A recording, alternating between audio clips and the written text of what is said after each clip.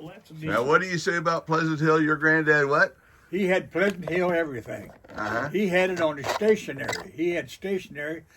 My granddad was a Dunkard minister. I'll be darned. He ministered that Osage Church. You know where Osage Church is? The McCune Church. Up north McCune. Up north and east of McCune out there. I went to that church. Shirley Ullery Right.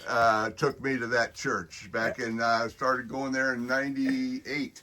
Okay. My granddad was preacher up there. Uh-huh. Dunkard preacher. That's the Dunkard Church back then. That's right. And I had an aunt and an uncle that lived about right just a half a mile from it. One lived west and one lived north. But can you imagine a Sunday morning going up there to preach and ice and snow and roads with mud, back then there wasn't much gravel, But he had 4 boys, and I could just picture them getting the buggy ready while he was getting ready. He was going in the buggy. And it was horse and buggy, see. Wow. And he'd come out and get in that buggy, and he probably had one of them fast walking horses, And it's 9 miles up there. From here, it's 9 miles to that church. Oh, and your grandfather lived here? My granddad built his house. My granddad built that barn. Well, hold it just a second now, Harold. Well, now wait. I'm going to do something here. I'm going to put some sound on here. I'm going to fix this thing Oh, yeah, so we can hear you. this is going to be another. That's right. Oh, yeah, we like all the stories, Harold. Here. Let me just put this on you here. Sure, we like stories. That's what this is all about. We want to hear your story, and your grandpa's just as interesting a story as Truman. Well, my granddad came here with his dad in the 1870s. My granddad was in the Civil War. He was with Sherman to the sea. He fought with the North. My granddad, he was from Ohio. The Shidlers, their name goes way back to, I don't know, Bittner to William Penn, I think. Uh-huh. Come Germany. They're German ancestors. But they was in Ohio, and they were blacksmiths and school teachers and buggy makers. Of course, everybody about had to have a trade, Yeah. But they came here to Kansas after the Civil War. It was in the 1870s, and they landed over there on what they called it. Well, I call it Calhoun Place, and I own it now. Cleared that road over there. But anyhow, Now we're at 70 here. What's over there? 80? No, we're not 70. that's We're at 50. 50. That's And 60. 60. Yeah, Oh, okay. that's 60. So that's how you figure you're 4 miles from Brutus. Is just one over and Right. Yeah, I'm just that corner and then straight south. Yeah. Yeah. But he was a young man, my granddad was, and he wasn't even married yet. He was living with his folks. But his dad lived, my great-granddad didn't live very long. But my granddad started here with 80 acres. And I've heard the story he homesteaded it, but the deed reads different. Because it was owned by the railroad. They give the railroad a lot of this land. The government did. Well, they give them the rail plus 100 feet either way, or sometimes more. Sometimes 100 miles, I think. Yeah, they get like a whatever they wanted either side of the railroad, all kinds. Anyhow, he got this 80, and then he raised his family here, and he died the year I was born. I was born in 1928, and that's the year he died. And he had modernized this place. He had a Delco system. That garage there was an old garage. It was been rebuilt, said. But there's a garage there. We kept the car in. And in the front of that garage was 2 rows of batteries. And there was a Delco motor set over here, a little old 1-cylinder burnt kerosene. And you start it on gasoline and switch it over on kerosene. And it's a 1-cylinder outfit, and you charge them batteries. Seen a lot of that down there at Columbus. A lot of these oil machines, different machines, the Rumley oil pool and different ones, they would start with gas and then they would burn Dislin or kerosene or anything. Yeah. And that's how we got into diesel, I guess, from there. I guess so, yeah. But we had electric lights. He had that barn wired, the house wired. We even had an electric wash machine. But the wash machine pulled a lot of juice, electric motor. So they would run that on wash day. They would run that motor, and it would run almost 8 hours on a gallon. So you had electricity in the house in the 30s when you were growing up? In the 20, it was in there before I was born. It was put in here in the 20. He had this farm modeled in the 20s. There were still people struggling to get electricity here in the 40s. We was, because this thing wore you out. couldn't get rural. Yeah, we went rural. This thing wore out about the time World War II come about, and it was getting kind of old, and we went back on kerosene there for a few years during the war, and after, well, in 38 and 39, they had formed REA, and Roosevelt had got things a moving, and they was laying poles out, and them poles laid in the ditches along the road all during the war, because they'd set a few. Stopped. You set a few over in east of us, but over in here they hadn't got that far, and the war come out and everything stopped, and after the war they come and put them back in. So it was after the war before we got electricity again. But we had a modern bathroom. He had a pump and a well down there. He had running water to the house. He had a hot water tank, water heater. Well, that was pretty unusual. That was pretty unusual. was in People the were 20s. carrying water. People were dipping water out of wells. Listen, this was boom country, guys. This was boom country. Just think of the 1900s, and all these coal mines was opening up bigger and bigger. All these immigrants was coming. That's right. They was coming in here. My granddad, there was a rock chicken house set behind those two buildings. It was probably, 50 feet long, and about half of it was rock and half of it was wood. But it had a couple of brooder houses. He had a corn crib and hog houses, and I tore down 2 barns off of this place. So I had a cousin that said, his cousin talked kind of funny, and he said he was always a thinking. His name was Henry. My granddad's name was Henry. He said, Henry was always a thinking. He always had somebody working.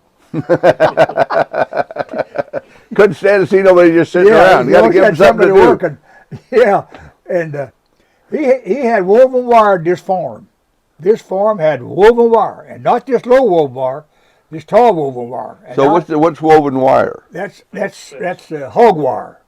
A hog fence. Oh, okay. Yeah. It would hold a hog, you think? Yeah, it was like these cattle panels. Only it wasn't near as heavy a wire. It was just kind of like barbed wire. It was rolled up, But you could buy different heights of it. You could buy different heights, and it stood up about 3 feet or a little better, and then you put 2 barbed wires on top, and that hold about anything. But my granddad he ended up with 200 acres here and an 80 across the road when he died, and he just got things done. But that barn used to be 28 foot to the eaves, and then the roof went on up. It was a big hay barn. It had the fork and all that, for 28 foot to the eaves, and then the center of the barn was much higher. With 30-some foot. That barn, you could see that barn for miles, I'm telling you. But it was a hay barn. And I took 10 foot right off the top of it. I just took 10 foot from the eaves down. I just took 10 foot off of it and put that roof Set it back down. Yeah, cut it back down like it is today. And that's the original barn below. Well, that rock is 2 foot thick. And it is not laid with cement. Now, why did you take it back down? Why did you think you needed to take it back down? It was needing repair. It was needing repair, and it was for loose hay, and we was all going to bale hay, and you was never going to stack hay that high. And the other thing, I'm scared of heights. I said, I ain't getting on that damn thing. So I got the first chance I got. I just cut her off. There was 3 guys come in here, wanted to work on my house. This old house was just a regular old farmhouse with the porch. And I've done all work on this house, but these 3 guys wanted to work on my house. They were from over in Missouri, and they was all 3 ministers. And I said, how about that barn? Would you work on that barn? Oh yeah, we'd work on that barn. So them 3 men, they drove from I forget where, quite a ways in Missouri. They drove every day and worked on that barn and fixed it for me. And that was in 68, 1968 I done that. Mm-hmm. But yeah, that barn had the rope in it, you know, where you'd pull the loose hay up and all that. Yep.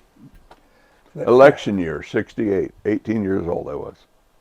was you? Yeah. 18 years old. I came to Iowa when I was 18, and I was sitting in a range store and listening to the Republican convention on the radio. 18 years old, 1968. That's the year we put in rural water. We got our rural water in 1968. And you're on 5, and that's when 5 was formed? Well, we started in 1964. Uh-huh. We started getting stuff together. And Marvin Harvey, you knew Marvin Harvey, Mm-hmm. and Marvin Bacon, Yep. and Joe Masser. Yep.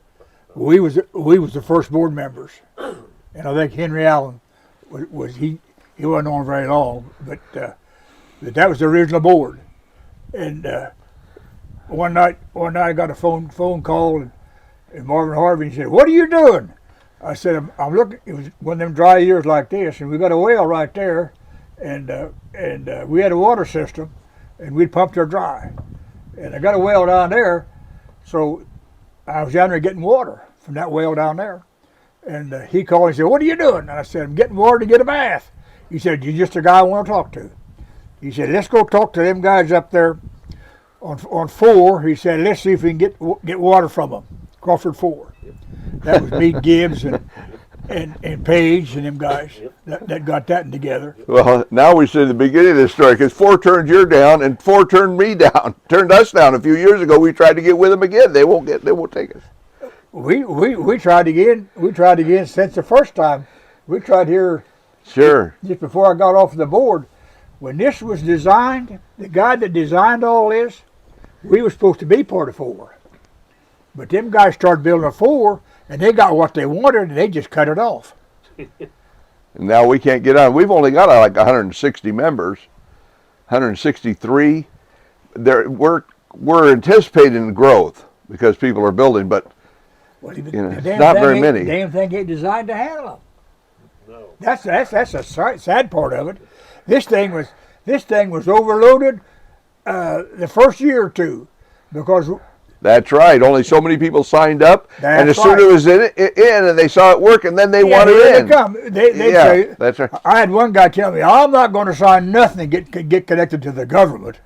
I'm not going to sign because we got a government loan, FHA loan. See, I'm not signing nothing to get connected to the government. See, so, but 2 years later, he was. Can I get water? Water?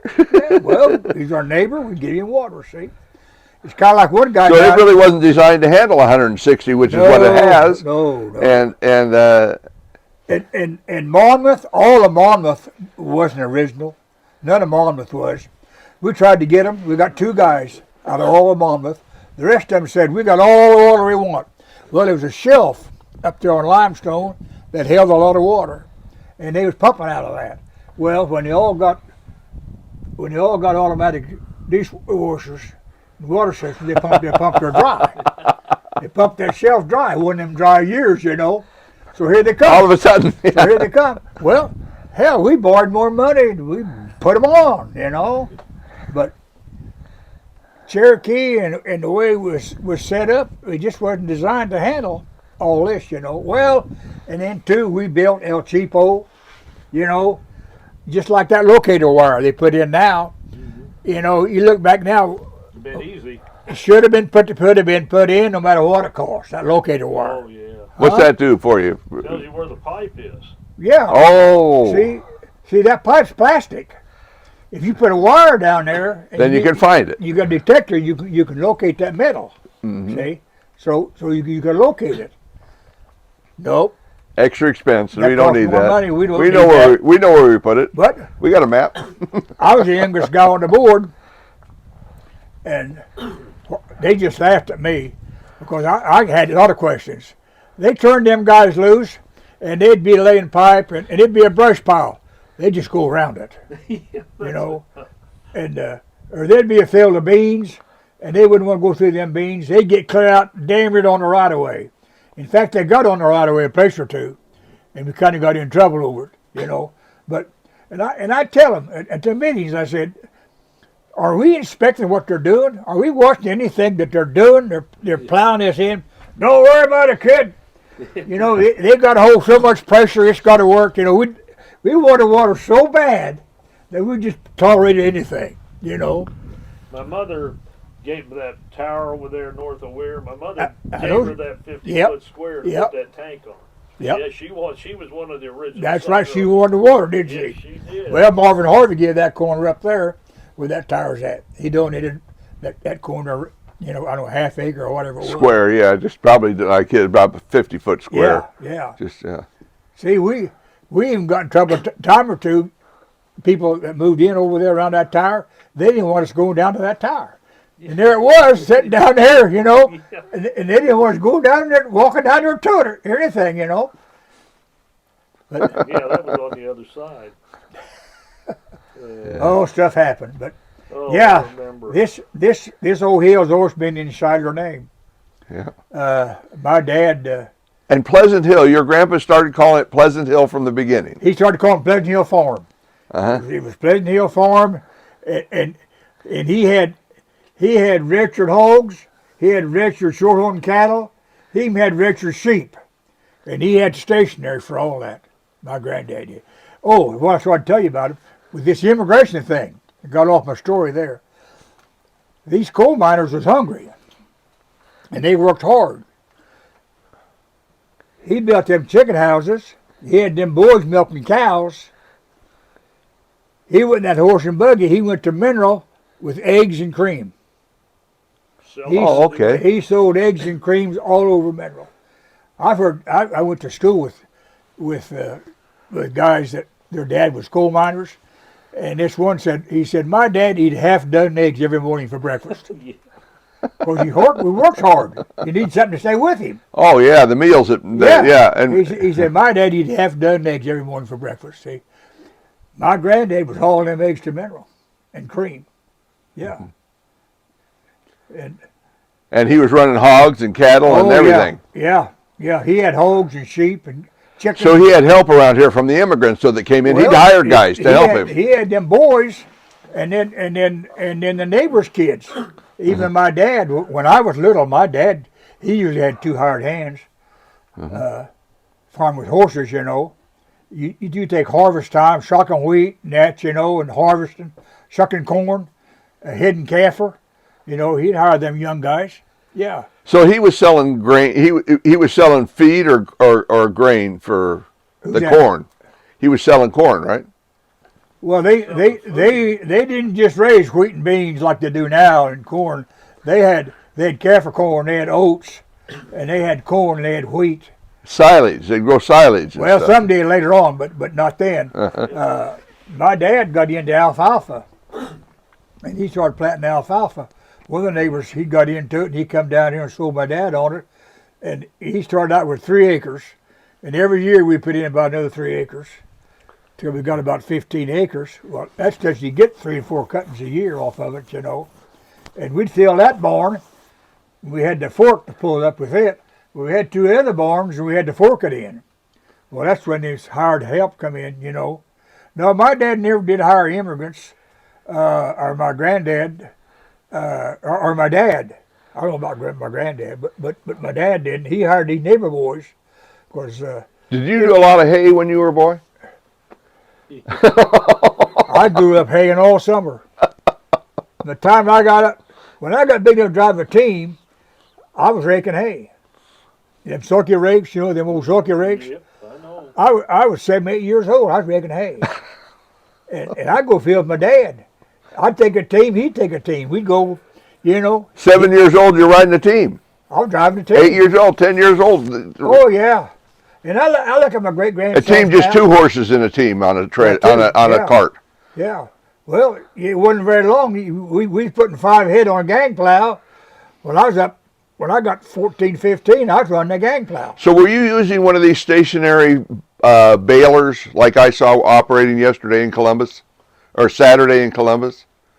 That first one- stationary baler, you'd bring the hay to the baler and bale? I've drove the teams that push the hay. They call it the buck rake. Uh-huh. You hooked horse on this side and this side, had all them teeth in the middle, and you went down that windrow and you get a big pile of hay. You take it up and push it up in front of the baler, and them guys would fork it in. Yeah.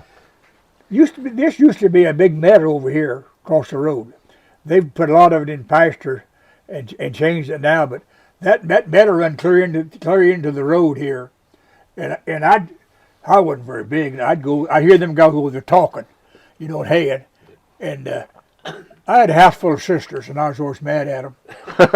So I just run off. I just go over there where there's men, and they'd let me do stuff, and tease me. One time, there's a bunch of bumblebees was out there not very far from where they had set the baler up. And it kind of come a little rain, and they couldn't get started bailing right then, so they's all sitting around rolling cigarettes and smoking, and picking on me. And they said, kid, if you go out there and get them bumblebees, we'll pay you. And they took up a collection, and they got about 18 or 20 cents. They were going to pay me. And this one old boy said, take this pitchfork and do this. And he shoved it in the ground and reared back on it and broke the handle out of it. And he caught hell from his dad for breaking the handle off the pitchfork right there, But that didn't stop the show. So I go out there with the pitchfork and I stir up the bumblebees. And I stir them up. Well, I run real fast and got behind some bale hay that was stacked there, and them bees was everywhere. You should. And them guys are scattered. And them guys sitting there with the cigarettes, You should have seen them get the heck out of there. But that's the kind of stuff that went on over there. But yeah, they'd let me drive that sulky rake and that bull rake, and well, it wasn't very long. I was going with my dad all the time too then. But that loose hay, we had a loader that went behind the wagon, the hay wagon that hauled the hay. Uh-huh. This was an elevator deal type, and it was wheel driven, of course. Uh-huh. And you took it on the back of that wagon and drive down straight that windrow and roll that loose hay up and put it on a wagon. Oh, it was a rake that would put it on the wagon as it went along. Yeah, you'd rake it and put it in the windrow, and you drive straight on that. Oh, and you were glad to have it. This is a good piece of equipment. It saved you a lot of work. Picked up all this hay out of the field, put it on that wagon for you. You didn't have to fix it up on there, see? Yeah, okay. Yeah. See, this thing could pick it up, and it was a kind of a rope slat deal that was wheel driven, Uh-huh. and he'd run that hay up there. Well, my dad handled that, but he'd put me driving the horses. So I'd drive them straight on the windrow, and he'd be handling that hay as it's falling down, Uh-huh. You could put a load on in 15 minutes. Keep it straight there, boy. Keep it straight there, boy. Don't get off the road. I'd drive till I got to the end, and then I'd let him turn it around. And he'd turn it, get on the other windrow like he wanted it. And then you had to keep it straight. You got to keep them steady at the right speed. Them old horses was so gentle. I was just a little kid, but we'd pull in there with a load, and he'd be hooking up, getting ready to send some up. I'd unhook one horse, bring him around, put him on the front, hook up. He'd haul her ready, and I'd lead the horse down. There's a hill went up in that barn. That barn had a hill up where you could drive up in the loft. But so I'd lead that horse down that hill, and when that thing would go in, you knew it because the rope. On this barn over here, there was a berm up there to where you could get up in the barn. I've took it down pretty much, but yeah, behind that well was a berm. There was 2 granaries up there. When we'd thrash, they'd go up there with a load of oats and shovel them in that bin and back them horses back down that hill. They backed down. That's good. My granddad had put a fence at the bottom of it. I don't know why, but he wanted it a lot smaller. But you had to come down just right. Some of them horses, when they get to back and they get nervous, boy, here they'd come. You couldn't stop them. They'd come down. And you jackknife, right? You could jackknife with that trailer. Wagon if you wasn't careful. Yeah. But you usually get somebody that had some pretty gentle horses, to haul the grain. Uh-huh. And but they did. They put grain up in there, and then in that barn, then where that granary was, there was a chute at the bottom of it that come down to the lower level where we put the animals at night, and there's a big box there, and that grain would fill that box, and we had a shut off in that in that chute, it was just a square, about 10 by 10. That grain would come down there, and you didn't want any, you had it too full, you had a board there you could slide down in there Stop it. to stop it, you know. But you fed oats to the horses, so all you had to do was just dip in there. Now you're putting it up in there. Were you putting it in with the oat straw or the oat, the plant? No, this is all already been threshed. Just the grain. It's all been threshed already. Oh, yeah. Yeah, it'd come right from the thresher. Uh-huh. We'd have the thresher running. Was this a different thresher than you were using for wheat, or the same wheat thresher? It thrashed both. Uh-huh. It's kind of that McCormick Deering, I saw that 28. That was about the kind it would work on both oats and on wheat. Right. Okay. Yeah, they got together what they call runs. They'd have a thrashing run. And you take 8 or 10 farmers and go together, and they'd bring this machine in. Of course, they all cut with the binder and shocked their grain. Combines, wasn't no combines. There wasn't no combines yet. Well, this was the original combine, this thresher. And then you add to it the head. They used to have a cutter. They showed me a cutter the other day. Ralph did. Ralph Hauser showed me. He's at the museum in Columbus. They got a cutter that kind of looked like a head off of a combine. And it had a belt on it, and it bundled the wheat to take over to the thresher. Okay, that's called a binder. Yeah. Yeah. Everybody owned one of them. Yeah. Everybody. It was a big piece of equipment. You put 4 head of horses on it, Uh-huh. and it cut about 8 foot, didn't it? 6, 8 foot. A little about more. 8 foot. Well, I don't. It seemed to me it moved this way, but I don't know. Maybe it would move that way, and they did. I don't know. I'm not sure. I'm not sure how wide it was, but it had a belt on it. He said, and it would bundle and throw the bundles of wheat over out the end. It had canvas. And it had a cutter too. It cut the wheat. Oh, yeah, it cut your crop. Yeah, the grains are standing. And then the belt would move along and bundle it and throw it off in bundles. It had a canvas that carried that grain down, and then there was 2 canvases, and it went up a ways and dropped down and went into a tire. And tie that bundle. And tied the bundle and kicked it out. Yeah. And kicked this bundle out, and you set up there. You set up on that high part and drove the horses, and you worked the lever, and you had a carrier out there where that bundle kicked out. There was a carrier there. You work with your foot, and you'd hold that down, and you'd load that with whatever you wanted, 4, 5, 6, 7 bundles, and then you'd drop them. Oh, okay. That made a windrow of bundles. So then you'd come along and shock them, you know. So you'd have to go, find all them bundles, because they was all in a row. But the thresher again was stationary. You weren't pulling the thresher around the field. No. It was stationary. Yeah. And it didn't come. You'd shock your grain. Take it to the thresher. Yeah, and you'd wait probably a month, or the best part of a month, for that grain to go ahead and dry real good in that shock, And if it rained, you wanted to thrash. A lot of times you go dump them shocks and let them dry, and then thrash that afternoon. But this thrasher would come, he'd pull in here, and these farmers around here, you'd get one or 2 guys, they're going to shovel the grain. So they'd bring a team of wagons. You have 2 wagons, one unloading while you're unloading one, or a truck. If you're going to send it to town, you back a truck in there, But 2 guys would shovel the grain.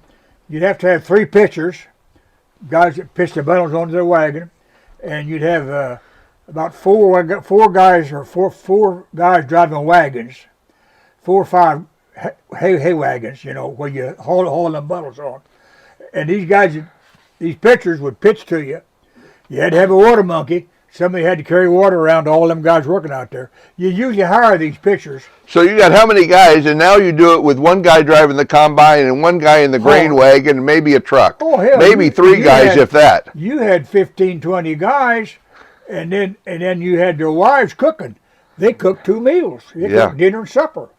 They cook a big meal, and you'd lock down for lunch, and you'd put a big old tub in the backyard and hang a towel up there, and everybody wash up out in the yard. And sometimes you have to set 2 tables if they didn't have room in the house, and you'd feed all them guys. And then I worked, 2 or 3 years on that. I was a teenager. P&M one time, they cut a whole bunch down there. They got in there and cut wheat when they first started them P&M farms there south of Mineral. And the guy that owned the thrasher, he just lived in this section right north of me. and he had 4 or 5 boys, and them's the boys my dad used to hire when they was teenagers and that, you know. Well, him and his oldest boy had this thrashing machine, and they got this run together. At one time, they had 2 of them. The boy run one, and the dad run one. The boy was up North McCune. He'd take it around to different farms to thrash. Yeah. Like the wheat teams do now, but they go around with 20, 30 combines and do the whole section of a country. But this guy, he'd pull this thrash machine around. They brought one up that driveway one time that was a steamer. One of the first ones. They had an old steam tractor pulling that. Great big old wheels on that thing. Barely, he had a gate that went that way to get into that lot. Barely got that thing in there. But then they got the more modern tractors a little later after that, you know. But yeah, I grew up in that era. Oh yeah. I pitched the bundles. I've shoveled the grain. I went to that deal down there when P&M did that. They had to put it all together because they had no neighbors. They had to put it all together. They had to hire everything. So this guy had the machine, and I was just a teenager. So my horse that I had that I really wanted to take was sick or something. I couldn't take it. I borrowed the horse from him to put with my horse to make a team. Took my wagon, went down there 2 miles south of Mineral, left it down there, rode back and forth with him night and morning, and drove that bundle wagon down there while he thrashed for them. And they hired kids out of Mineral to pitch. They all worked for P&M. P&M, they had a farm crew. Now you say the P&M, they farm some of this land they had rights to before they robbed Brutus. They'd bought it. Well, I don't know. They went into farming business. They bought that farm south of Mineral, and Joanne's dad was a carpenter for P&M, and he worked on the house and the barn, and they had a big silo there, and a guy named Dewey Haig, he lived over here, and he got in with them, and he moved down there, and he had a boy my age, Norman. Norman and I went to school together all through years, so I'd go down and stay with him some too. But they hadn't moved down there yet. They just got this farm going, but they decided to put all this wheat out.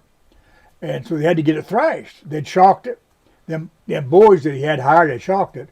So I go down there with that wagon, and I haul bundles down there. And I'm just a teenager.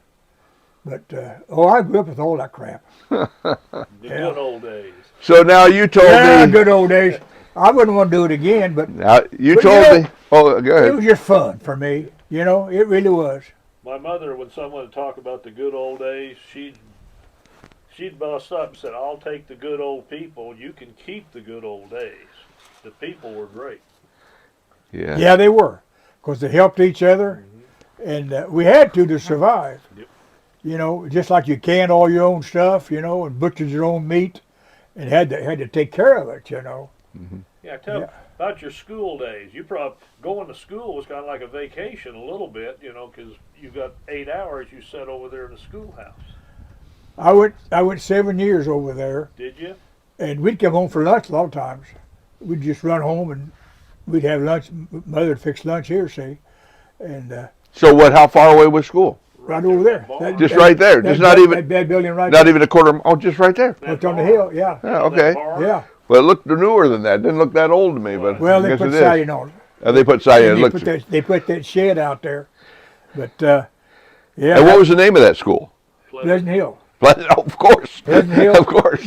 District 77. And see, there was one about every 2 miles. Yep, you went on east over there 2 miles, and there was Maplewood.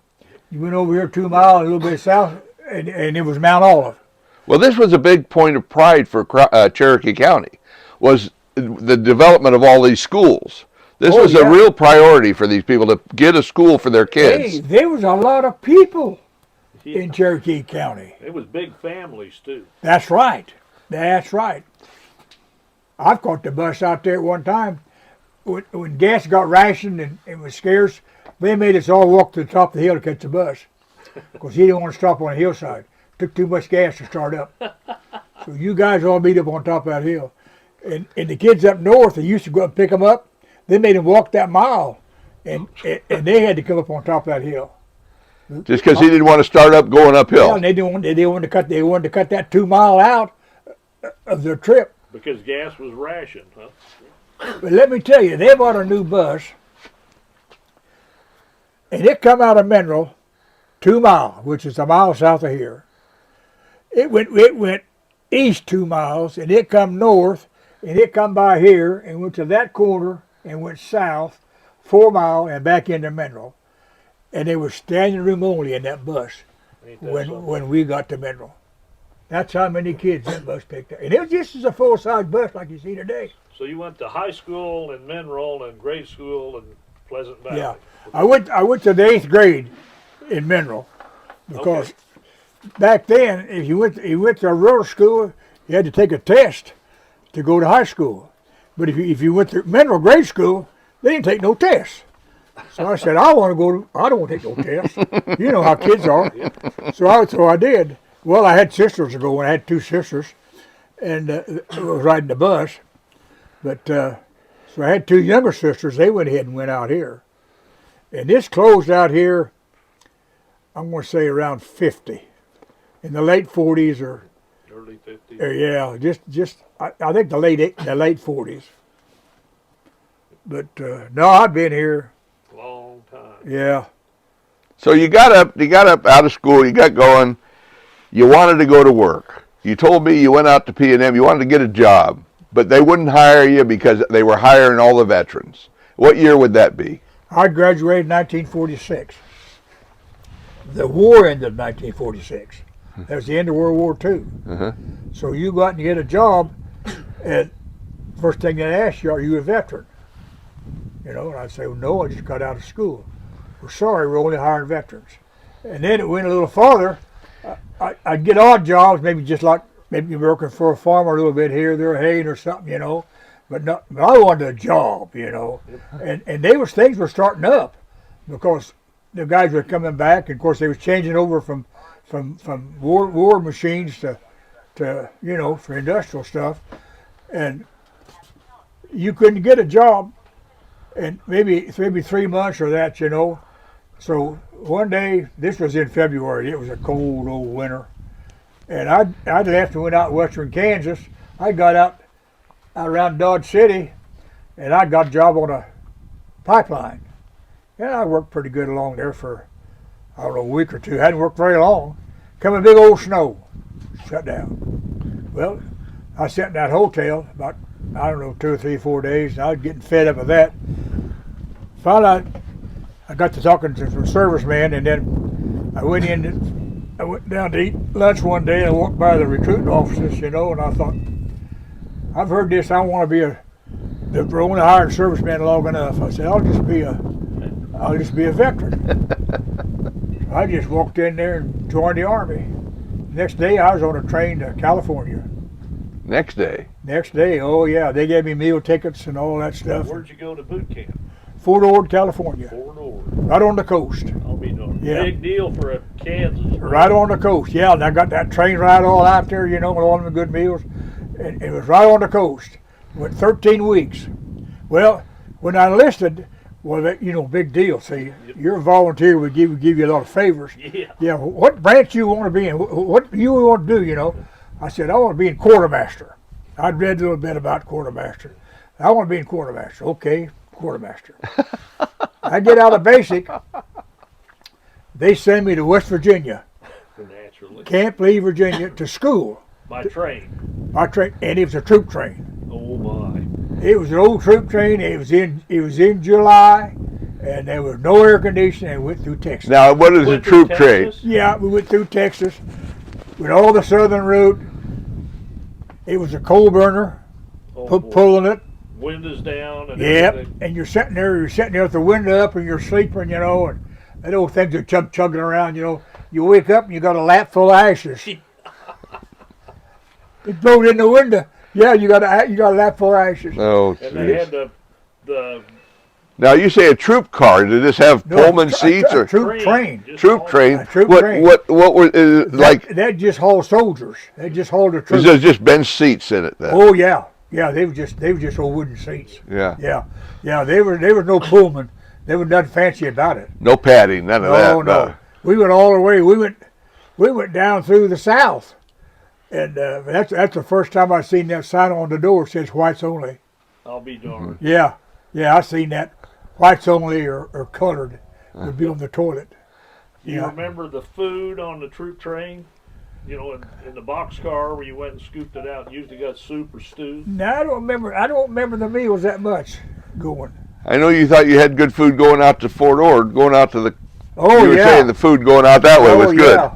Yeah, first class. Yeah, and basic was good. I mean, we had good food in basic, but we got down to Virginia, and that was an 8-week school, and hot down there. Oh, this was the last July and August, and we had a consolidated mess down there. A whole bunch of people ate there, and you know back then they encouraged you to take salt tablets. Yeah. That's right. They You used to. remember that? Yeah. You They had had these little machines, machines and and then- put a yeah. little green pill or blue pill or Yeah, something. with a Little pill. One day I was hard on Dickens, you know, and I wasn't feeling too good, and I ate quite a bit. And I come out of that mess hall, and I thought, maybe I'll take a couple of them pills. So I took a couple of them salt tablets. I had to walk quite a ways back to the barracks. And I walked along there, and pretty soon my old stomach turned over.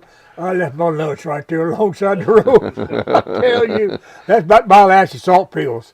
Yeah, every water cooler had salt pills. Yes, sir. They encouraged it. Yeah. Yeah. They did, yeah. But anyhow, I got that 8 weeks in, and then I got 10 or 11 days leave, and so I got on a train, and I come home, and man, that was first class there. That trip was, and Did you get all the way home on the train? Did you have to come from Kansas City? I had to come from Kansas City to Columbus, and I had some sisters living in Columbus, and going to stay with them, and they was living in Columbus then. So I come there for 10 days, but then I had to go to Springfield to catch that train back to California, because I had to go to that base north of San Francisco. It was where they put me before we shipped out of San Francisco. But anyhow, it was a troop train No boy. from Springfield All back to the way. Los Angeles. And anyhow, I made it all right. I always figured if you think I can handle it, I can handle it. Yeah, You know, there that's you kind of go. my attitude, you know, let's do it, you know, whatever it is. But anyhow, we got back out there, and I'm just a kid anyhow, you know, and I wanted to do something.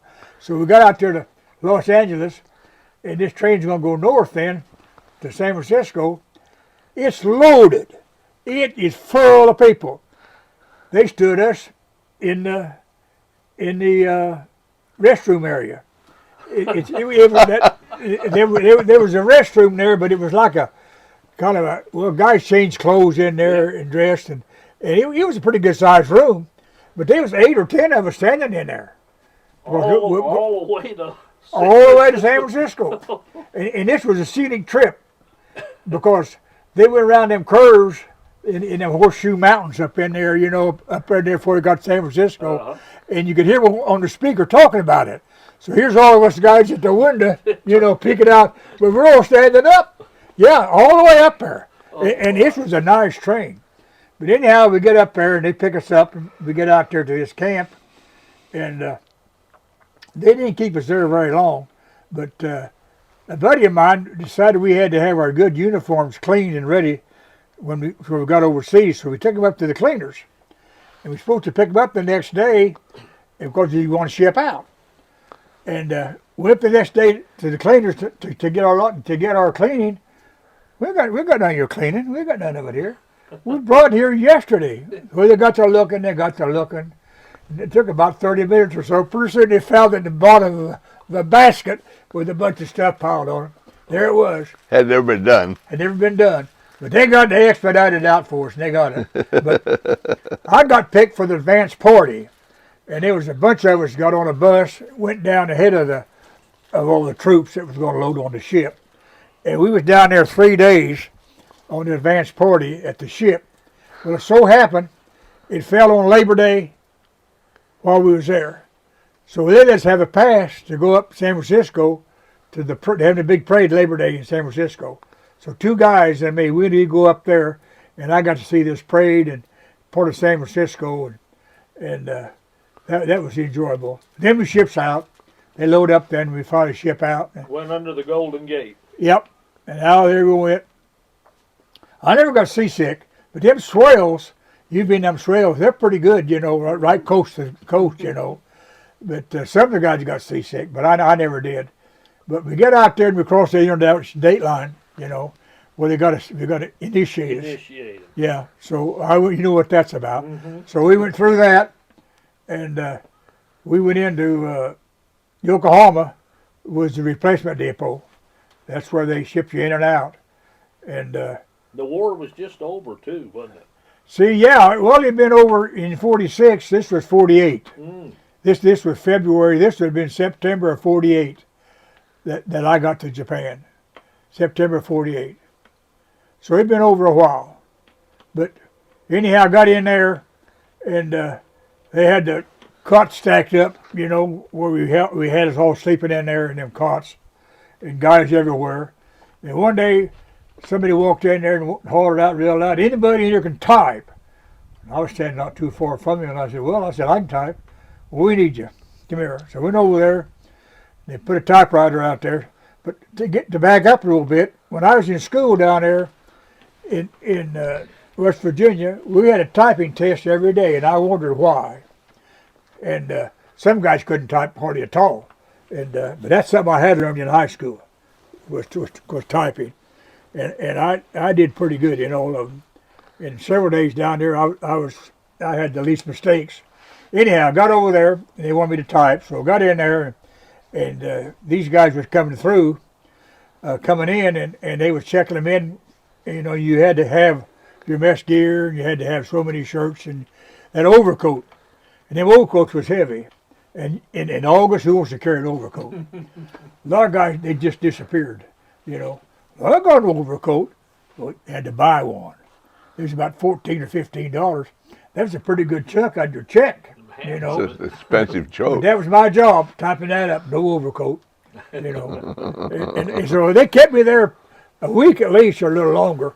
And one day the guy come down there and he said, "There's a first sergeant in that room over there and he wants to talk to you."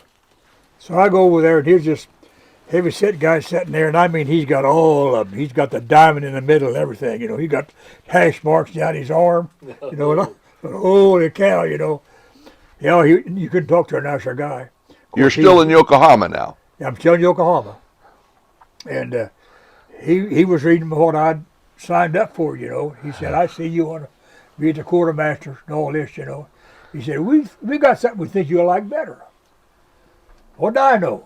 I'm 18 years old, you know, and everything's new, you know. So I'm listening, and what do you got, you know? He said, "Well, we got this place in Tokyo, and he said it's called Radio Cable." And he said, you're a good typist, and he said, "We'd like to send you up there." Okay.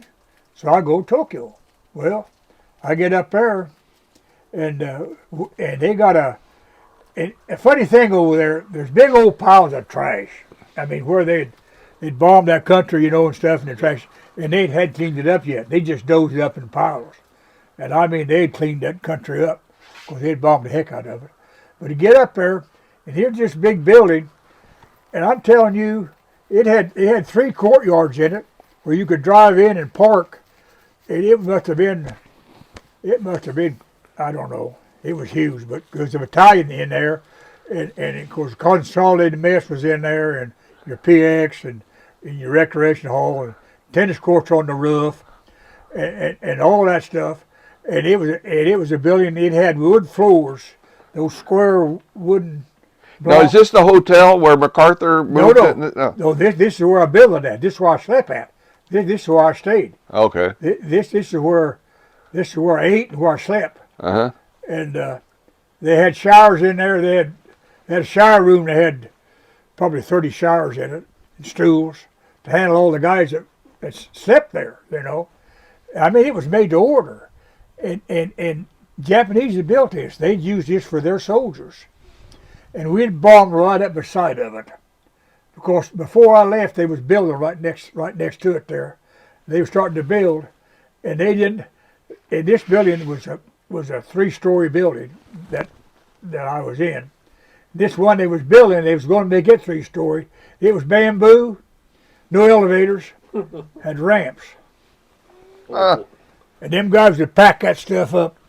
I'd sat there on my cot where I was building, look out the window and watch them work. I could watch them guys. They'd carry that stuff on their shoulders, and they was building. But anyhow, then there was a park between where we stayed and where MacArthur's headquarters was at. It had been a nice park. I keep hearing about this big hotel they moved into. Is that what you're talking about, where MacArthur was at? No, it wasn't a hotel. It was an old motel. It was an office building. Uh-huh. It was an office building. But it was 4 stories, and it had elevators in it, and it had plate glass windows. It was climate controlled. You wouldn't see a building today here that's any nicer. And this was in 1948. But they had bombed all around it, and it was just piles of stuff. But this building just sat there. But just up the street a ways, probably from here to that barn, was the provost marshal's office, and next to it was the Imperial Hotel, because we was right downtown. We was right downtown Tokyo. But in this building it was called the ichiBuilding. This is where MacArthur's headquarters was at. I mean, he didn't stay there. He had another place where he stayed, which was real nice. But this is where his office was. Yeah, he had an office up there.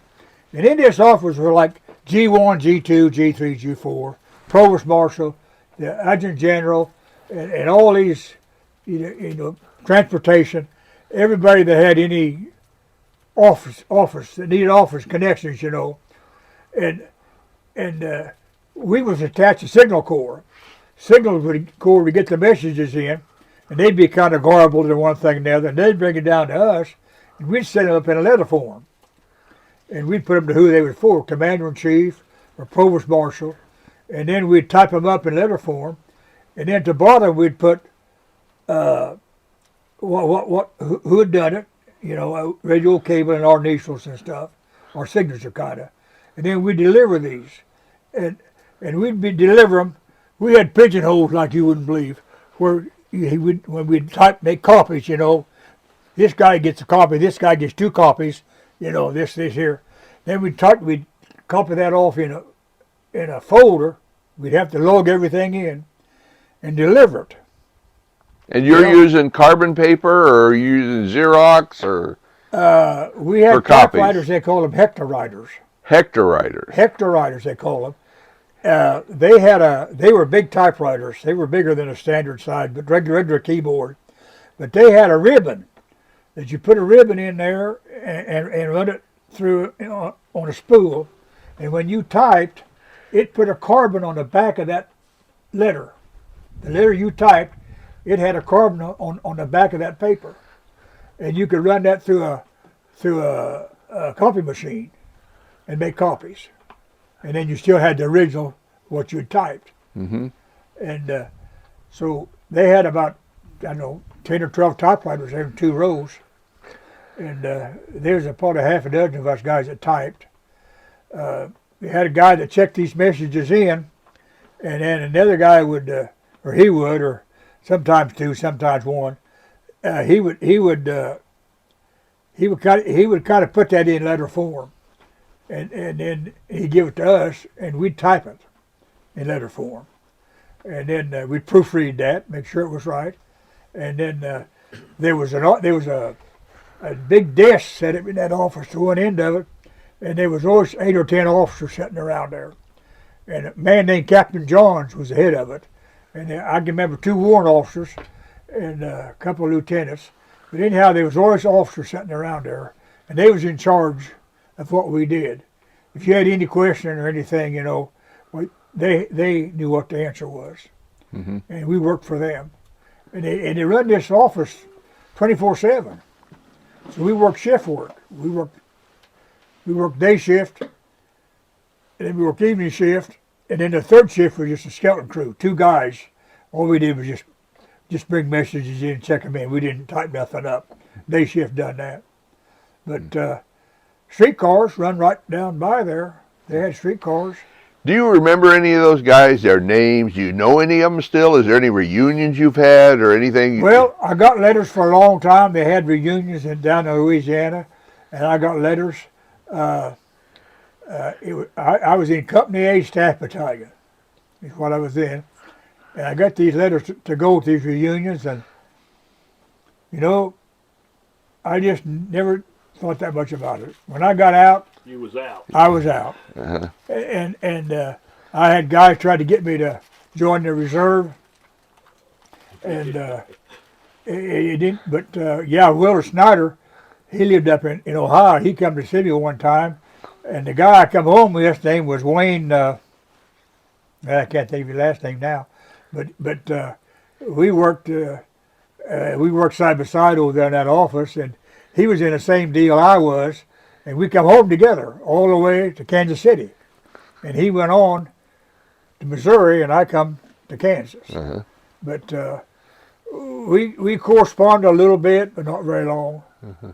But they had guys from all over. We had a young Spanish boy from Florida, never seen snow. And one day it snowed over there. Yeah, yeah. And it was a snow in the beach at the end. He was standing in the window like this. It was snow. He'd never seen it. I mean, there he was, like, wow. Transfixed, yeah. He couldn't believe it. Yeah. And he had a kid from New York. He was something. And they was from all over. There was guys from all over. And good bunch of guys. Did you ever get to meet MacArthur, or was he so? I run into him. Oh, you did. One night What do you mean run into him? One night I was delivering messages, and I'm a buzzing around. It's kind of late in the evening, and I'm buzzing around, and most offices just got skeleton crew on, and I'm up there, and I'm going to his office where I'm headed, and I'm down that end, and I'm going, and I come around that corner, and there he is walking along. You got these two guys kind of behind him there. He's walking along. I slam right into him. He grabs me, and laughs, and I apologize, but he's on his way out. He's going home, I'll be and darned. I got this handful of folders, So, So you met MacArthur personally? oh yeah, Real up close. yeah, real close, but just for a second. It didn't last very long. But I read a lot about him. But then I go in his office, and you went in his office, and there was nobody in there below a full sergeant. I mean, there was colonels and lieutenant colonels in that office when you go in there, different times. But his car, MacArthur's car, was sitting outside, and there was two guards inside that ichiBuilding that stood guard all the time he was in there. And when he'd leave, well, the guard they'd go away. But when he was there, them guards was on that door. Two guys, and they was. You called that the Daiichi building? Daiichi. Daiichi, yeah. Daiichi. Yeah, Japan, they got a lot of ichis. A lot of things in ichi in Japan. Uh-huh. But What was your ride home? When you got out and sat back in the States, you have to take a troop ship, or? no, I got discharged in Seattle. Oh. When we come back, we was 11 days going over and 10 coming back. We come into Seattle, and I got discharged in Seattle. And like I say, this boy from Missouri, we were going to travel together. We get Greyhound all the way.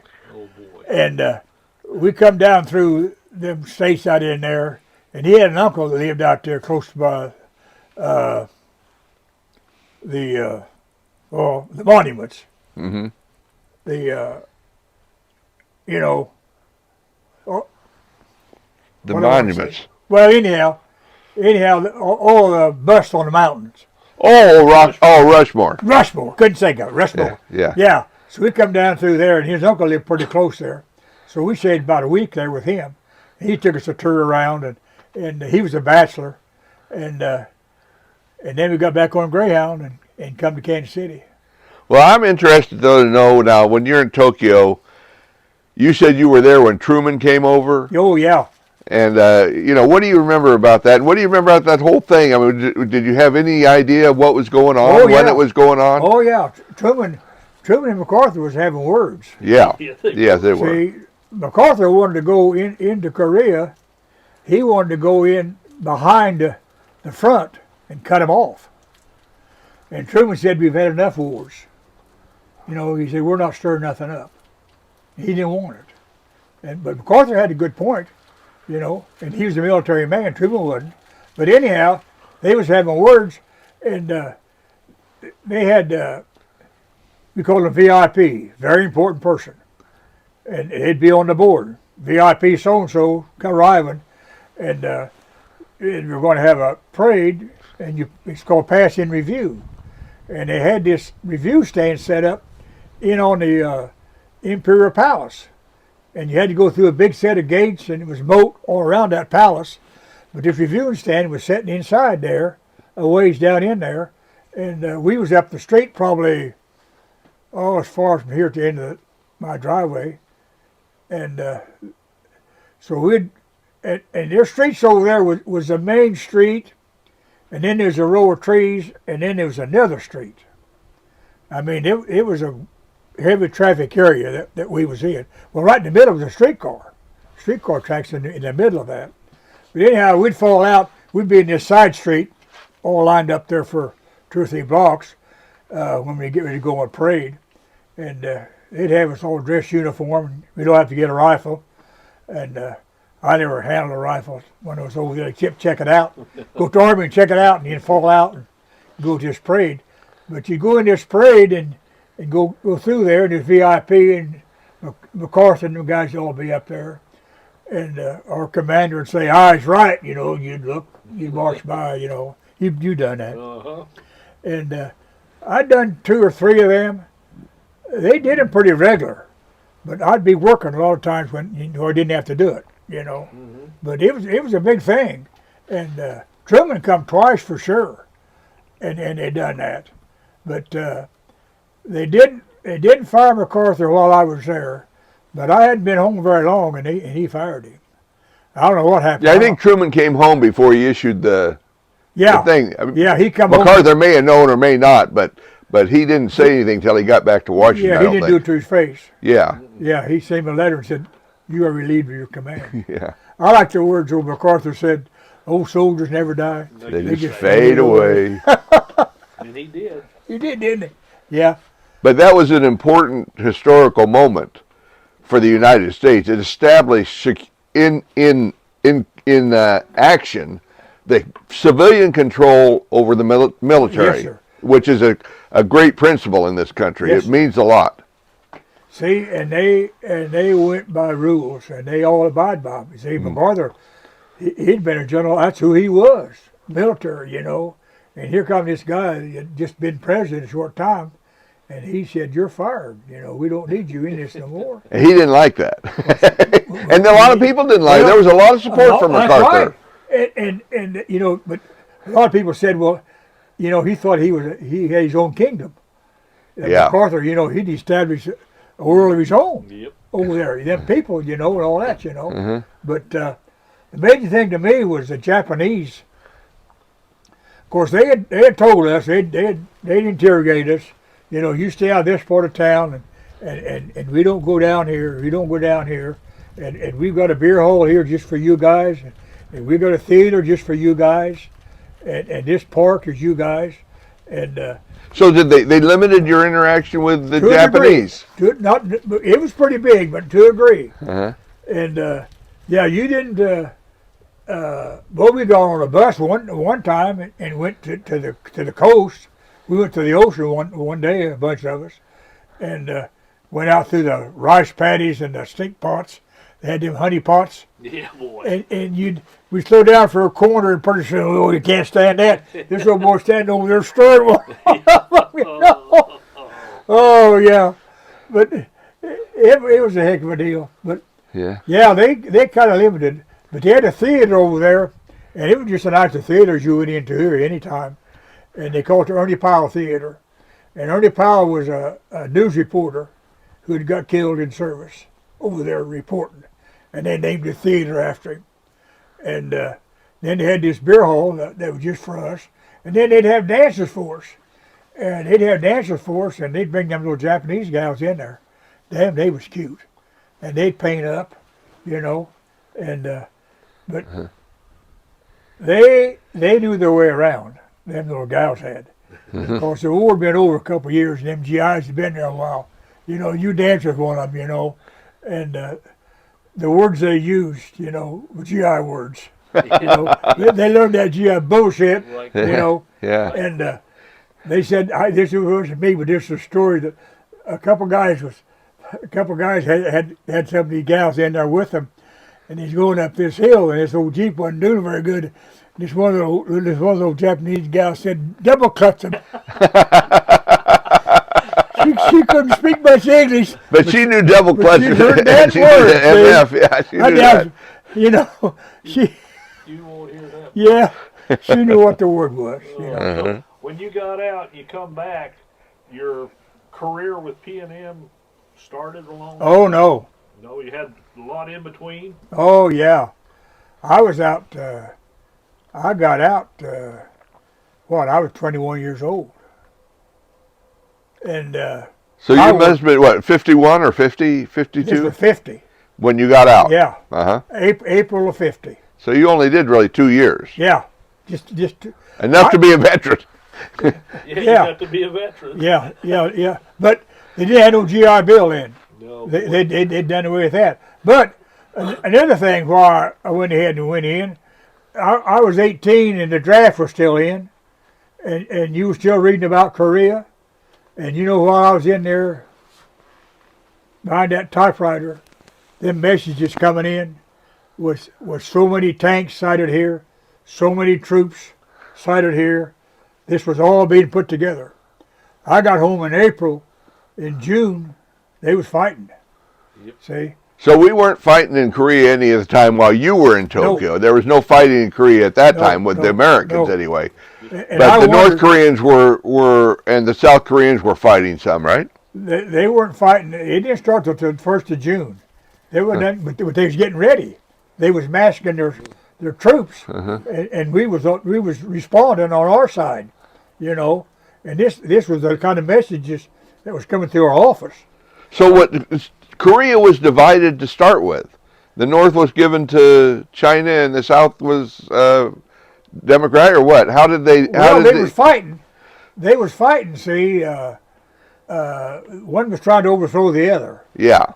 And there wasn't no boundary. They was push and shove in there. See, and that's what MacArthur, he wanted to go in the North and come in behind them and shut off their supplies. And then shut off supplies, and he'd kill that front line. See. Mm-hmm. And he didn't want to go in there and face them. He had ideas of going behind them. That was his strategy, see. But no, they was fighting. And when I got home, I got a job driving a water wagon.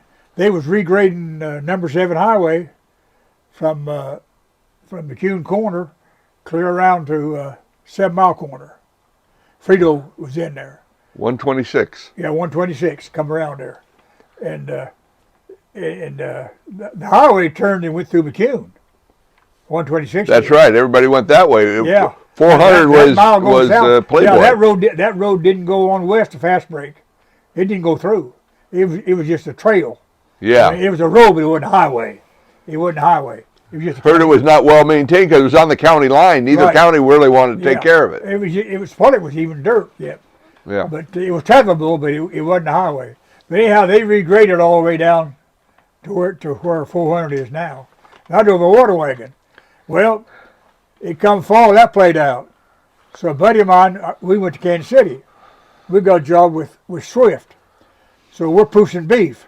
We're pushing beef off the rail into the butchers and doing all jobs around there. That lasted about 3 months. I got laid off.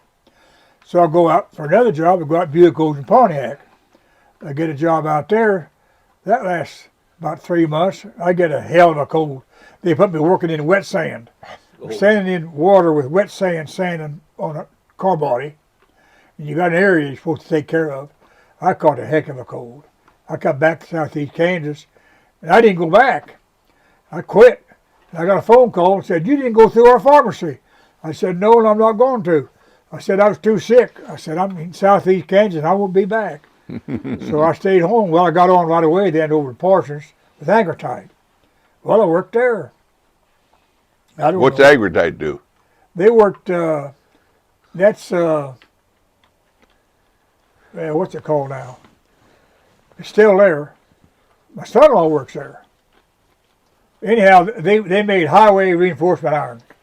This rebar. Oh, well, it'd be Dayton Superior. Dayton Superior does that over in Parsons now. Okay. Or it has for years. Okay, that was Agritite. Okay. And I went over there. A guy from Kansas City had come in there with a bunch of machines, and they had them welding machines. You push a button in the weld, spot welding. I delivered wire there many times. Did you really? Yeah. I worked that wire. Yeah. They had wire straighteners, and they'd take that. We'd come in big rolls. And they made different pieces of rebar that went into highways with it. They'd use bars and that wire, and they'd make a kind of a rack that went into They had for machines rebar. down there. They'd put them big For rolls of wire reinforcement, on there. yeah. They weighed about 300 pounds, and they'd feed them in there and would straighten it. And some of that they'd corrugate it, and then they'd weld legs on it. These little old legs set up That's right. like that, and they weld that, and they make them in different lengths, and you put them in where you pour cement, Yep. rebar. Yeah, I worked on that. Yep. Worked over there twice. I worked over there this first time, and I got laid off, and so went to Parsons plant. So- Okay, so- you worked at the ammunition plant for a while. Yeah, so I was working over there, and Joanne was working over there. Uh-huh. So we got to dating, and that's where I met her at the Parsons plant. And but I'd known Joanne. She went to school. She was behind me in school, but I knew her. I knew her brother real well. I used to go over with her brother to the house and eat dinner when she was growing up, so I knew her. So I got to dating her, and so we decided to get married. And so I went into my boss over there at the plant, and I said, I need 2 weeks off. He looked at me and said, why? I said, I'm getting married. He said, hell, you ain't been working here no time. I said, I need 2 weeks off. And he said, I ain't going to give you 2 weeks off. By God, I quit. That's the kind of guy I was. I wanted them 2 weeks off, I quit. So we get married, we go on the honeymoon. Well, in the meantime, I think it shows a difference in the way the economy was, because you wouldn't have been able to quit before. You knew you could get another job somewhere. well, that and I knew we was going to get married, and I was going to start farming. Because I'd stayed with this guy over the hill across the road over there. I'd stayed with him quite a bit. He was a good friend of mine. He was older than I was, but he lived over here for a long time when he first got married.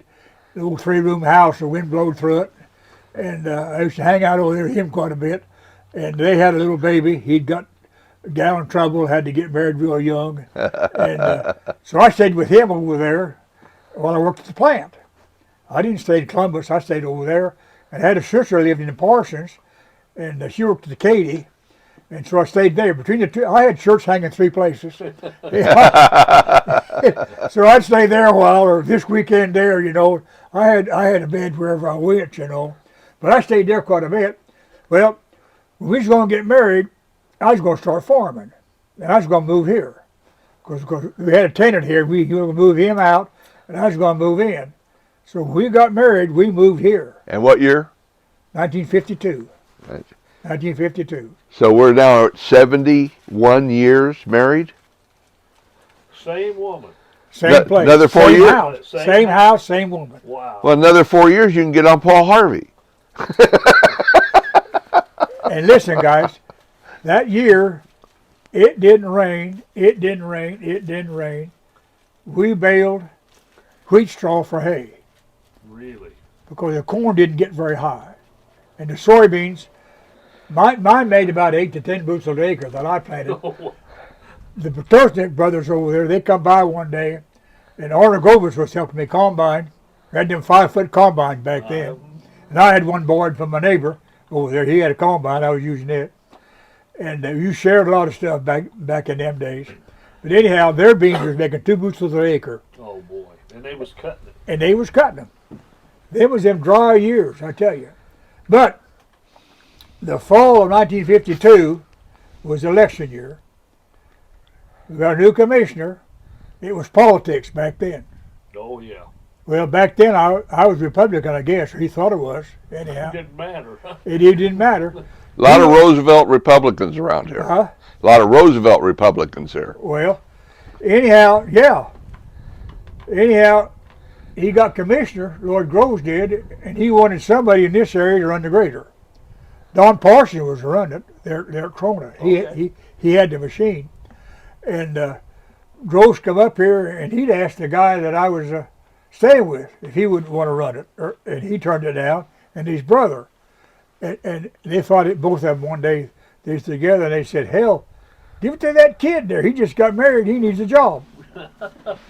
And I was working back at Agritite then. After I'd quit the plant and got married, come back, and everything had dried up. I went back to Anchortite, and they hired me back again, and I was working there again. And so I quit there, and with the county. Now, do you remember the summer, June to July of 1954? Yes. I do too. Holy cow, yes. Our oldest daughter was born in May of 54. Uh-huh. Grasshoppers ate everything in sight. Yep. The posts would turn yellow with grasshoppers, right? Yeah. And the heat. From late June, the last week of June and the first week of July, it never got below 100 degrees for 2 weeks overnight. It would get up over 120 during the day and over 100 all night. Back up to 1952, 53, I took that grader job. In January of 53, I took a motor grader. It was 60 miles up here, was the territory. Parked that grader there 5 years. I run that grader for the county. Lloyd Groves commissioner. So 54, we was grading roads, ditches, because everything was on dry, and Groves wanted them ditches cleaned out. So they had a pull grader with a dozer pulled it. And then I worked with them, and we cleaned out ditches. And it was so hot, just like you said. I took all the windows out of that grader. I said, I can't stand this heat in this thing. I pulled all the windows out of that old grader. And I'd come home, I'd just be brown with dust. And I hung a hose in the backyard. You'd hose off before you come in the house. That's when I got home. Yeah, yep. And it was so hot. Yeah, I remember them 153 days, 153 degrees. Yeah. Yeah, no, it was. That baby was born in May. This old house then wasn't built like this then. You could go straight through that middle room in there. You could go. The doors matched up, from room to room. Shotgun. So yeah, clear through the house. And the north side house with a big screened-in porch. We'd lay that baby down there on a pallet, and we would wet sheets and hang them on the door. Try and cool that room. And that air would blow through there, and that moisture would kind of cool it for that baby. Oh boy. And I went to Columbus looking for a fan. I bought the last fan in Columbus. It was a double fan that was a window fan that reversed. It was $75. Whoa. I was only making $48 a week. I bought that sucker because I wanted it for that baby. We used it a long time. Hell, we used it till we got air conditioning, But, yeah, I remember them. But I worked, okay, you're getting around to when I went for P&M. Mm-hmm. I worked for the county 5 years. Well, Frito done a lot of work for the county. That's when we started blacktopping this 4 mile, and the blacktop Roseland and Crona, some of them cities and secondary roads. We blocked blacktop 2 miles west of Mineral and miles south of Crona and some of them roads. Mm-hmm. And I was chosen to work with Frito. Me and Jack Boyce, do you know him? I remember the name. He was commissioner for a long time. Well, he was a grader operator when I was. He was just a young guy too. And he brought his grader here, left it parked here, and he drove from, he lived down there by Galena. Jack did. He was commissioner a long time. He finally run for commissioner. But he'd come up here and we'd run them graders, and we'd work the base, and Frito run the water wagon and roll it, and then they oiled it. And James Grant lived over here at Crona, you know him. Yep. And Margie was his wife, school teacher. Mm-hmm. James was their boss. And he said, I want you to come work for Frito. He kept after me, I want you to work for Frito. I said, no. I'm keeping my own time. I got the grader right here at home, but I'm making $1 an hour, working 6 days a week. That's pretty good money. Well, it was steady. Yeah. Well, they was paying about $2 then. Oh my. Yeah, on out of the union out of Parsons for the operating engineers, and he says, Grant says, I want you to come work for me. Well, my neighbor over here then, he was working for Frito. He was running the dozer, and he was on to me to work for Frito, So what did old Harold do? He quit the county. I'm good at quitting jobs. You just keep track of them. I've quit a lot of them. So Harold, he quits the county. Hadn't had a raise working, These guys talked me into it. So I go with my buddy. He's running the dozer. So they sent me on a dirt job. So I work on a dirt crew. Frito had about 4 or 5 outfits running. He had bridge work and asphalt and cement work and dirt work. He had different crews, you know. So I went with the dirt crew, and it was over at Wayside, south 75 highway, south of Independence over there. They had about 10 miles. They new location. Frito had done the dirt work. They sent me over to finish the dirt. I never finished dirt. But I learned how to run blue top, and it so happened my boss was an ex-grader man. You know, boy that had run graders, you know. And the old grader had no cab on it. I mean, it was loose as a goose. It was wore out. I'd had 2 new graders work for the county. I'd had 2 new graders in 5 years. Wow. Yeah, they'd bought their first one down there. They'd bought them Austin Western. It was a red grader. The first one I got was Alice Chalmers, the Dahlman run. They got this Austin Western, and they wanted me to take it. But it had a cylinder steer on it, and you just had a bar in there you steered with, and them front wheels they wouldn't turn, they'd just jump. I mean, you couldn't turn slow. So I complained to him about it. Well, the guy that sold it would come by and check on me pretty regular. How you like this? How you like that? You know. And I told him that steering's a mess. Well, they put a deal in there and put a steering wheel on it, and you could turn it, and it turned real slow. So they made one. Well, they wanted me to have it. So hell, it wasn't over a little over a year. I got another new one. They took that and gave somebody else, and I got another new one. So I run that one. But anyhow, I quit it, and I went with Frito. It looks like they made a new invention there because you were complaining about that. They made something to make it fix that, and then they used that on the newer ones to make it work better. But it was kind of a lightweight outfit, that Austin Western. They didn't buy too many of them. They went back with Caterpillar. But anyhow, I run this old Caterpillar over there, and they want me to blue top with it. So one night this boss gets on with me. We're riding back to the camp, and a couple of miles from where we was working at. And he's sitting here beside me on this old grader. We're going down there. We pull in a parking lot, and I get the blade down. I said, Luther, look at here.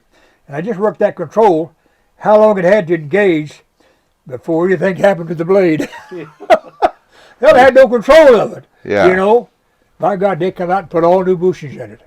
Really? They boosted that thing up. Didn't make it good, but it made it a lot better. You know. Anyhow, I worked that year, and I worked that job, and I worked at Parsons Lake, and ended up at Garnett. No, I ended up up at Garnett. We built a street up there.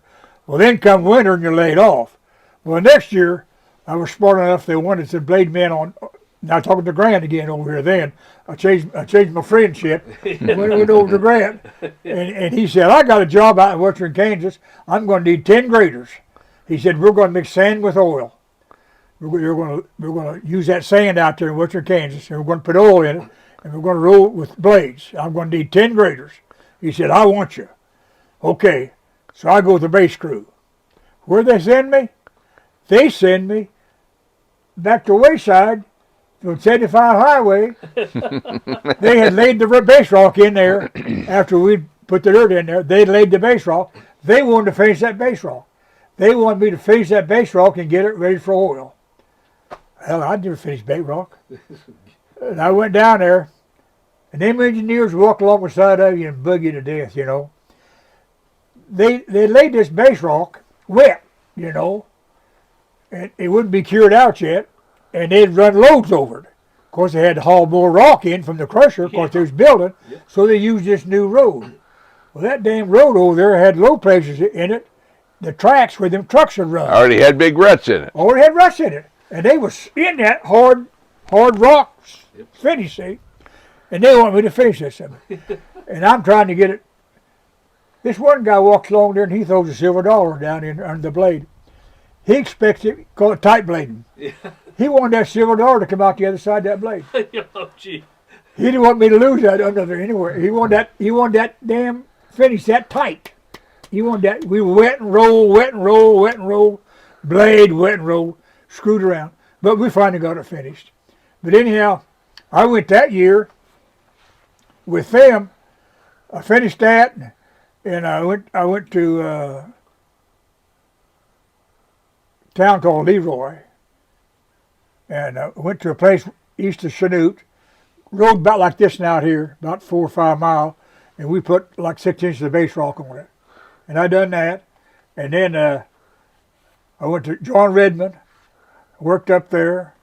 I ended up down at Neosho.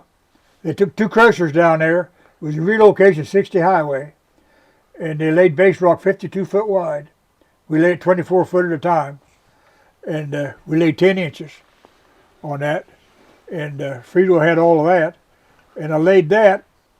And this took me to 1961 or 1960, and then we shut down about November. And in '61, then I went with P&M. What'd you start out as? Grader. On a grader. Yeah, a guy named Art Rogers had been the grader guy, and I had a little connection. Fuzz Lashman was president of the union, and he worked in the tipple. What was his name? Fuzz Lashman. Albert. Fuzz? Albert. Gal called him Fuzz. Albert Eisman. Lashman. Lashman. Lashman. Lashman. Yeah. Okay. Yeah, he worked in the tipple, but he was president of the local too. But his wife went to church where we did, and I just kind of knew him from going to Mendel. Everybody knew Fuzz. Fuzz was the kind of guy that he'd buy a brand new Cadillac and leave the sticker price on, because he wanted you to know what he get for it. That's the kind of guy Fuzz was. But anyhow, he come out and he called me Laddie. He said, Laddie, you're going to hire a grader man. He said, Art's getting ready to retire. So I'd go see Amo Sandine. I knew Amo too. His boy come to church up there, and his kids. And so I'd go talk to Amo. Amo talked real slow, He said, "It's news to me, kid." He said, "He ain't said nothing to me." So I said, keep me in mind. Well, Amo knew I'd worked for the county. He knew I'd run a grader. So it went on. It went on like that. And I went a couple of times to see Amo. And one day, there in January, he opened my driveway and he come in here and he says, "Well, if you still want to come to work," he said, "come out Monday morning." Just like that, huh? That's all there was to it. There was no physical. I didn't write no papers or a damn thing. I went out there and Art Rogers was there to show me what he did. And on day shift. On day shift. Oh, wow. And I got in with Art Rogers and rode with him a couple of days.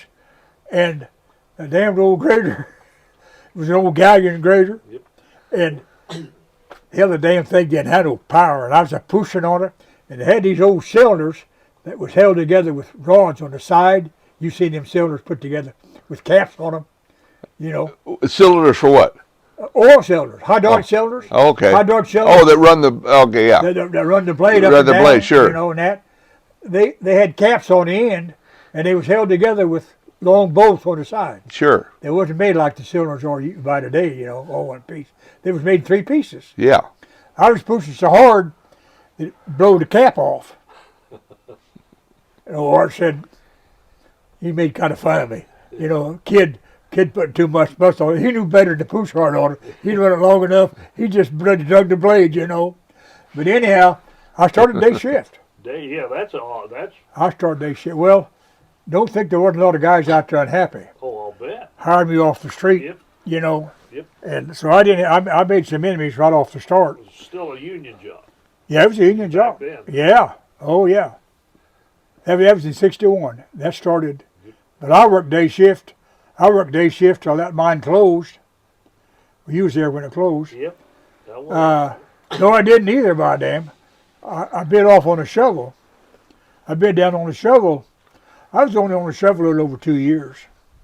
What shift was you running? Fourth, I was on a second shift on shovel. Okay, I was on third shift. Yeah. You was electrician on third shift. Well, you say you were an oiler for a while, weren't you? Yeah. You were greasing everything. I bid down on ground job. You start on a ground job, and it's a ground job, and an open come for oiler, so I moved up. Uh-huh. But I was breaking in to run. Anybody ever get hit by one of them big globs of grease coming down off that machine? No, it didn't shed grease that bad. Oh, okay. No, but there was always grease around a lot of them fittings, you know, where Yeah. like where I grabbed that, I just took that grease rag and just raked it up, you know. You could do that pretty easy a lot of places. Well, it was a heavy grease. Yeah. It didn't drip that bad. Yeah. And when I started, you was on the Robbins, the twin-masted drill. I wouldn't. You wasn't on a drill? I'd have swore you was. Elmer Robinson and Gib Oberman. Gibb, that's one I'm thinking. Gib, Gib. big Gib and that cowboy run that Robinson. I used to go pull cable for him once in a while, but I never was on it. Okay. I've been up in it, but no, them two guys was the. No, I was on the grader until I bid down, and if I'd been smart, I'd have bid off a long time ago. Cause when old Fritz Howler come out there, was Fritz there when you worked out there? Fritz Howler, superintendent. I think it was after I don't remember him. Oscar Bays, I remember Oscar. and then who come after Oscar? Oh, Shooky. Oh, that's right. That's right. And then there's another guy after Shooky, but he didn't stay very long. No, I can't remember. I can't either. I didn't even remember ever meeting him because I was on the shovel second shift, you know. But Shooky wasn't that bad. But when old Fritz come down there, I'd see him setting off out watching me. You know, one day he pulls up beside him and gets out like, I want you to do this, Yeah. do this, do that, you know. And I listened to him run, you know, and I said, hell, Fritz, I said, we couldn't do that a long time ago. He said, Harold, he said, I don't talk back to my foremans. I said, I'll tell you what, Fritz, you bring him down here and I'll talk back to him for you. I was on mine committee, and I was secretary of the local, Yep. so I was in on a few grievance meetings, and you learn to speak up, you know. And I always was that way. I'd come home and tell her what I'd done that day, and she said, you're going to get fired. Get backing me up. She said, you're going to get fired. Now, Harold, I got something that interests me because I've watched some YouTube videos, and I watched one YouTube video of a Japanese gal talking about working in that building with MacArthur. Now, did you have any Japanese working in the building where you stayed or where you worked? Yeah. And All the janitorial was Japanese, uh-huh. but we didn't have no help, no office help, Uh-huh. Japanese. Well, she said she was a secretary of some sort, but might she have was been. in one of the buildings. I want you to see that YouTube video. It's 25 minutes, a half hour long, and she talks about. What's it about? She worked in the building there with MacArthur, and she talked about her relationship with the soldiers and how really they had been told we were devils. You know, Oh, yeah. we were Oh, devils, yeah. and she was so surprised at how polite and nice all the soldiers And were to her. We were human. Yeah. Yeah. That all surprised her a great deal. Yeah. And I really, I'd be interested to hear it. You were telling me about this pool cue. Did you get that over there, or is this Yeah. just something you picked up since? No, I bought that as a souvenir. I sent a lot of stuff home. I said send dishes home. Here, hold that up by your test there so I can see it, because it's kind of yeah. Here, I'll go out a little bit so you can see It's got cards on it for card game, and it makes out into a pool cue. And you got that when you were in Tokyo. But it's a pretty strong. Yeah, it's come from Japan. I shipped it home. I got a couple of boats in there. I bought. They're little battery run boats. They're about yay big. They're made out of light wood. They actually sail on water. Uh-huh. And I got them stored in there. They're somewhere. battery boats, so they operate on a little like Yeah. a D cell or a C cell Right, battery or right. something. Got a couple of them I sent home, Uh-huh. and I sent home some. I got some of those for Christmas one year. I was about 7 years old. It'd be like 58, maybe 59. Oh, yeah. And I was 8 years old. And my brother and I both got little boats. They were maybe a foot long, Yeah. and they had a little battery in them. We snuck in and opened before Christmas. When I had them in the tub playing with them before Christmas, packed them all back up. Did they say made in Japan? And they probably were. I don't remember. You know, They had the shopping center over there in Japan was huge, and then on the street was like yards, street sales here, but it was continue. There was booze all down the street. outside of the store.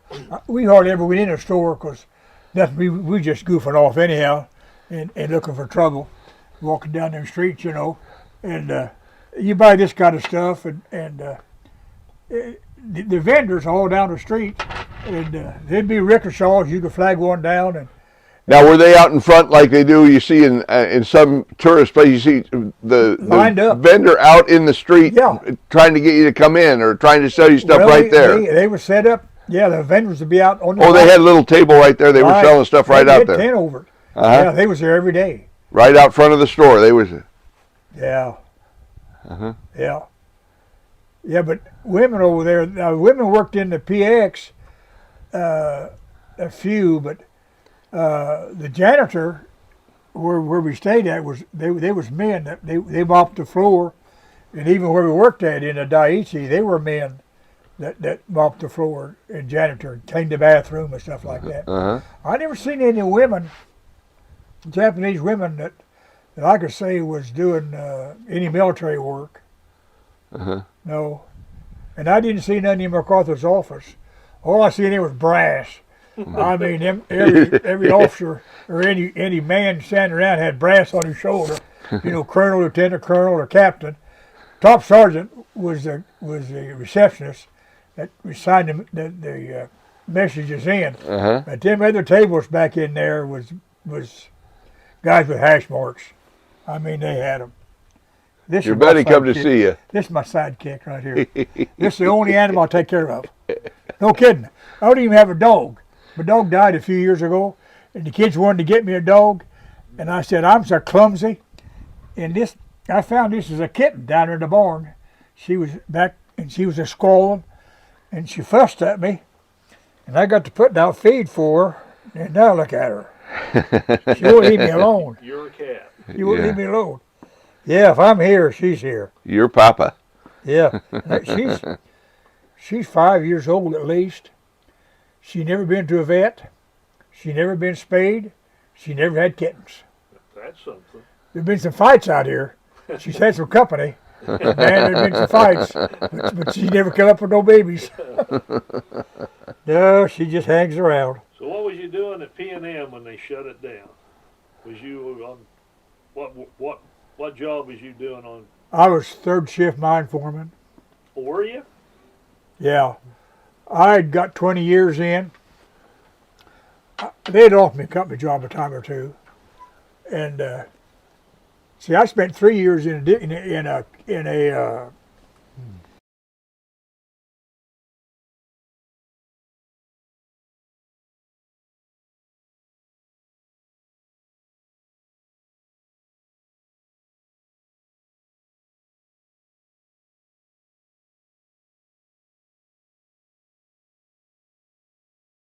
Been talking too much.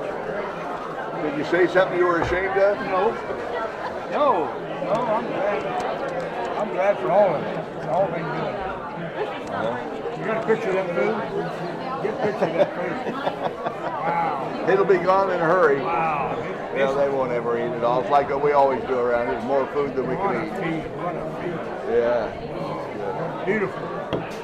But Harold, you're one of the better known miners around here. They all know you. Well, people that aren't even miners know Harold Shideler. Why do they know you so well? I was born 4 miles from here. Oh, okay. And I live in the house I was born in. Oh, okay. Oh, you live in the house you were born in? Still today. Did you remodel it? 2 or 3 times. My granddad put it all together back in the 1870s and the 1900s. He put all the buildings there. And he put together 280 acres.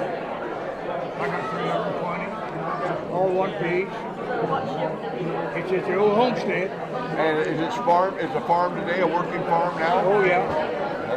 Yeah. I got rid of cattle 4 years ago. Cattle. I've got it rented out. And, but I still live there. My wife and I. We'll be there. Next week will be 71 years. Oh my. We've been right there. Well, you're like that guy. I said, you've been here your whole life? He said, not yet. Right. We're working on it. We're working on it. No. don't need my story. There's a lot of good stories. But yeah, I've been around here forever. I was gone 2 years in service. I went overseas. What branch? I was in regular Army. I enlisted. When I got out of high school, I couldn't get a job. All the soldiers was coming home and they was hiring veterans, which they should have been. So I said, I'll be a veteran. So I joined the Army. I was just out of high school and couldn't get a job. So I spent 2 years. I spent about 20 months over in Japan, Tokyo. It was all good. It was all good. How'd you like Tokyo? Well, for a kid, 18 years old, What year would that have been? that'd have been 48, 49, and 50. Oh my goodness, that was all. Japanese didn't know what to make of Americans then, did they? They bowed. When you walk down the They street, didn't even. Did they play baseball then? They didn't even play baseball then, did I they? don't think so. Did you guys play baseball when you were in Tokyo? No. It was a lot of piles of junk when I was over there. Oh yeah. Right after the war ended in 46. I was over in 48. We had that all cleaned up yet. That's another story. Who were you under? Who was your Well, general? where I worked, I had a typewriter job. I did this. Where? My boss was Hell was MacArthur. over before I got He's there. on the I was top halfway floor. there and He's on the everybody left. I don't run it. I seen him every day. I don't run it. He parked his car. They did park his car Yeah, out you on the took run off. where I I went in tried to to go look catch at him. Yeah, I seen MacArthur. And what the men think of him? I'd see him going and coming. In fact, one night him and I had a wreck. I was delivering messages. The message board picking up. We had to deliver these messages from our office. I was buzzing around the corner late in the night, but he was still just going home. I rushed back into him. He had a couple of guys with him that had brass, all brass, you know. He just grabbed me and laughed, you know, give me a pat or two. I apologized, and we went on. Oh yeah. I see him every day or two. Yeah. And were you aware of, or were you around when that Truman fired him, brought him home? I was there when he done it. When he wanted to go over the whatever line he wasn't supposed to We go handled over. all them messages through our office, all that conversation. And Truman would come over, and we'd have a big parade, VIP. We had to pass in review and recognize all the brass. And that happened every once in a while. But it's right downtown Tokyo is where we was at. That building was a building that would be as nice as any building you see today. And they bombed right up beside it and left that building for a reason. Do you think they actually controlled their bombing to a I degree do. that they bombed next door to it and didn't bomb The it? building that we were building in was another one that they saved. They bombed all around it. This big building was there, and the GIs was living in it. Yeah. Oh, and that's awful close to have a bombing when the GIs. Well, that was the GIs were living there later. Yeah. Yeah. All this bombing probably took place before Hiroshima. This was before Hiroshima. They were bombing Tokyo. Well, yeah, they bombed it. I don't know when they started. Jimmy Doolittle, you know, he went over in what, 42, I think he bombed it. That's it. But, yeah, you know, they burned a lot of it because it's all made out of bamboo. Well, you're right, Harold. Nobody wants to hear all about all this stuff. No, I don't know why you bother. That's right. It was just another, you know, best part of my life. That's the thing I hear a lot. Now, guys, they hated the war. It was a terrible thing, and they knew it. But it was the time of their life. Well, it was for me because I was a kid, and the war was over, and we just cleaned up the pieces, you know. No, I'd do it again. It was a good trip. Cut me off. You got that thing on. Cut me off. I do have it on, Harold. I do, because you've got a good story to tell, and I'm glad I got it. No, don't put me on YouTube. Well, if you don't want it on there, I won't put it on there. But I've got it. I've been on there 3 times now. That's enough. Well, those were, I saw those. Huh? I saw those videos that the college did and different Did you? things. Okay. Yeah, they're not as good as what we do. Because there was nobody else talking on the video, it was just you. Well, that's and right. that's what they did with all of them. I like a more conversational sort of thing. Yours is good. Yours is good. Did you get one of my cards? Yep. Okay. Yep. Have your daughter show it to her. If you're on the computer, look at them. I'm going to put something up from today, but I guess I won't put this one up if you don't want me to. So there you go. No, I've had about enough on there. We'll let old Jack Evans. Jack wants to talk. God, he's chomping at the bit to get on the video. He's been on the board a long time, Jack has.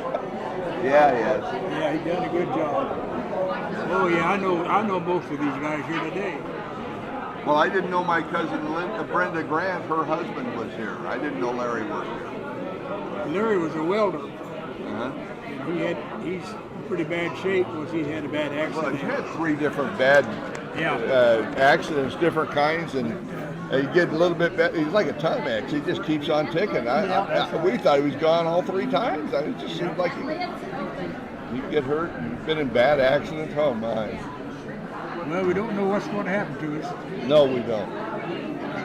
No, we don't. No, there's worse things than dying, Harold. Yeah, you're right. But we just take what comes. That's right. If it's ours, it's ours. That's right. No, there's nothing worse than trying to escape from what your life is. Your life is your life. Can't try and deny it. Yeah. Well, I appreciate it. I'm going to get somebody else here to talk to now. You didn't want to talk anyway. Oh, no, I didn't. Waste all this electricity talking to you. You won't even let me use it.